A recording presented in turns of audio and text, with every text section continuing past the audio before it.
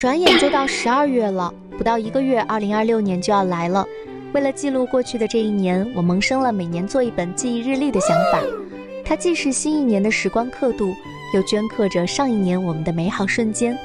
我想用最朴素的材料、最纯粹的手工方式，把我们和小猫的过往妥帖珍藏，让每一份平凡的相守都有迹可循。日历的封面画了我和老公的生肖，还特意盖了一枚马的印章。页边的文字与寄语也会时时提醒我们守住这份初心，还做了个小猫葫芦挂坠以及猫爪发夹。